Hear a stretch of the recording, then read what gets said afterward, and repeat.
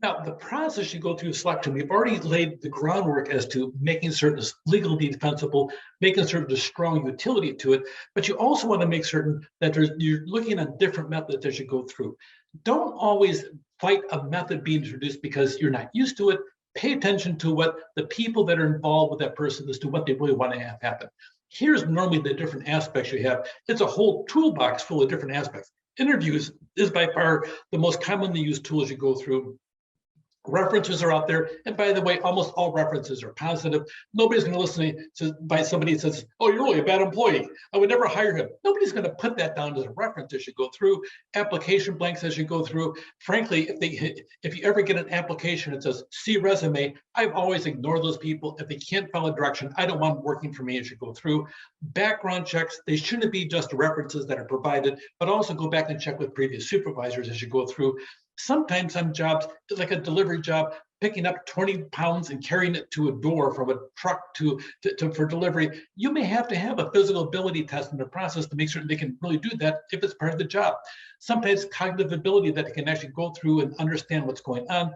Personality inventories, I think, are fraught with major problems. I think the fact that the text here talks about them as part of a potential thing, I think they need to pay attention to what they're doing. I think they're always a bad idea as you go through and explain why. Work samples is a picture of content validity. A work sample is always a fabulous way of doing it. And honesty tests, some of them are pretty good as you go through, some of them aren't. Drug tests, sometimes you need to have those for your job. You don't want to have an electrician dealing with 12,300 volts sitting down there and has a drug habit, and they sit there and kill themselves in the process by touching two wires together they shouldn't, and people around them and destroying equipment. You want to make sure sometimes drug tests are very appropriate, even if some people get uncomfortable by them. You need to protect them as well as the organization as you go through. Selection interviews. Without proper care, they're unreliable. Sometimes people go off on a tangent that's got nothing to do with the job itself. They go into talking about personal things that don't belong in there. So make certain, in my opinion, on each committee that you're going through, it depends how it's set up. You want to make certain they're asking the same questions of all the candidates. And that way, HR needs to be involved in that process. They should be structured, standardized, and focused on all the questions that are asked. They should be able to quantitatively rate each interview. A lot of times a forced ranking as you go through, I think is so much easier. If you have 2 days of interviews by a committee of 7 people, it's really hard to sit down there and unscramble the 2 days worth as you go through. A lot of times, candidate number 1, who's the best candidate? Well, number 1. If you have candidate number 2 in a force ranking system, you sit down and say, is 1 better than 2 or 2 better than 1? Oh no, 2 is better than 1. So all you forth, and then each one you re-rank everything as you go through. That is really a good way of doing it. There's multiple different ways of doing the ranking as you go through as to which one you finally choose. There should be some methodology to quantitatively rate each interview as you go through. If there's not, you may be forced to come up with one in case you get sued in the process. There should be a structured note-taking system to justify ratings. If you're saying a candidate isn't eligible for the job, each person that says that, they need to put it in writing as to why they feel that. And if they're called upon, they need to be able to defend their answer. I don't like how they look. That doesn't cut it, and it's not an intelligent answer as you go through. HR's job is to make certain those things happen and have good, intelligent reasons. And before they start interviewing, talk to them about this issue as you go through. And the interview should focus totally on rating and ranking applicants, not the recruitment process as you go through. A lot of times you use situational interviews. This is really one of the best pathways to go down. Here is a couple things on the situational interview. One of the best ways of doing it, you have to get over the aspect of an interview.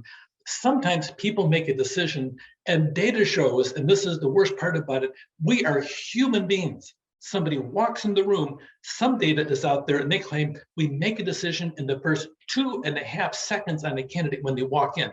Let me tell you, that's wrong, wrong, wrong. By the way, did I tell you that's wrong? It's wrong. And then sometimes if you sit down there and have some training, you last 6 minutes before you make a decision. By the way, that's still wrong. You need to give that person in front of you and have an open mind and wait at least 30 minutes before you sit down there and make a decision. One of the best books out there in hiring is called Hire with Your Head. And that really is where he advocates that. sometimes that person is very different from you. And that might mean it could be a huge asset. You don't want to hire a clone of yourself. That's wrong. And to be honest, it would be pretty boring if everybody thought exactly the same way in your workplace. Sometimes you want somebody that thinks very differently from you. And if you close off your mind and sit down and shut down that candidate, shut down the opportunity for them to talk in the first 2.5 seconds or the first 6 minutes, you are denying them a chance, and you may lose a fabulous person that can help enhance your organization. Make certain you have experience-based questions. If we have a problem like this, how would you go about solving it? Your job is trying to get them to think and think out loud, to hear you have a tick on the inside. That's how they solve a problem. That's a big deal, because you want to have people that are really be an asset, not people that find a problem and dump in your lap. You want people that find a problem and have a solution in the process as you go through.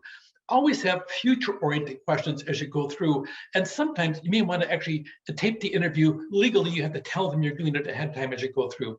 Here's a lot of different things in situational interviews. You want to have experience based. Think about an instance when you had to, and you go through and everything else.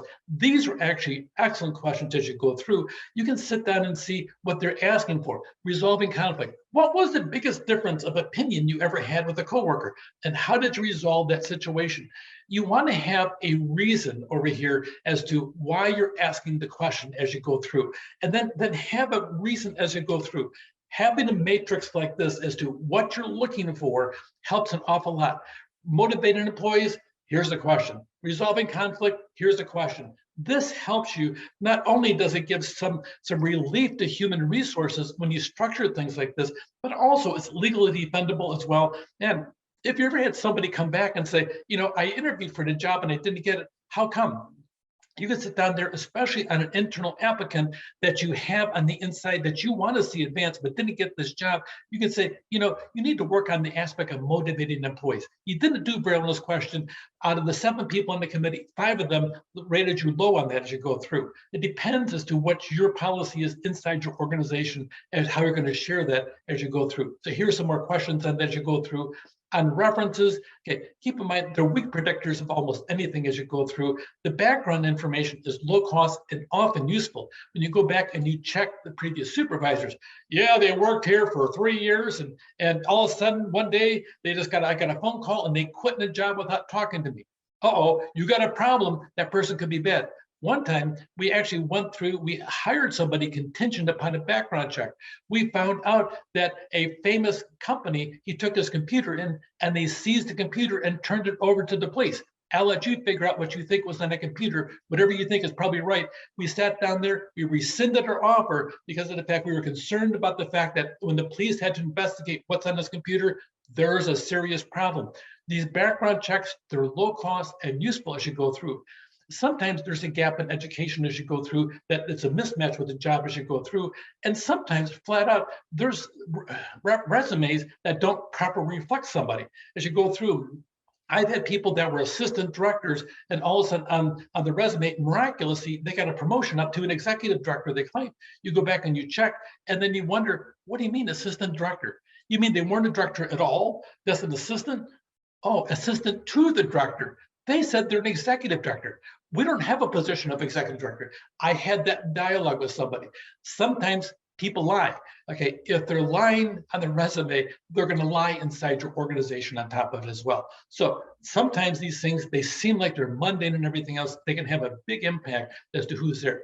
Physical ability tests, sometimes you have to have all this. Here's some of the different aspects that you may see in a test like this. Cognitive ability tests, sometimes you want to make certain they're understanding the verbal comprehension, make certain they have a good reasoning in the process, and concern that they may cheat in the process as you go through, making certain you don't want to have that in your organization as well. Here's a whole shopping list of different things to keep in mind on selection methods. We'll talk more about this as we go through, but this is a big deal.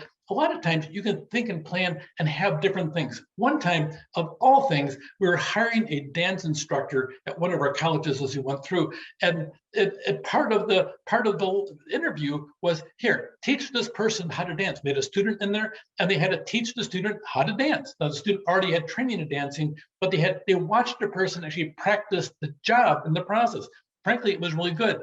Somebody sat there and actually got up on the table and danced on top of the table. That was a bit of a shocker. And they hired her, and she was a great faculty member on top of that. So sometimes the selection methods will surprise you as to the creativity of who's involved in the process. And don't ever turn it down. Just make certain it's pertinent and germane to the job you're choosing for. Take care.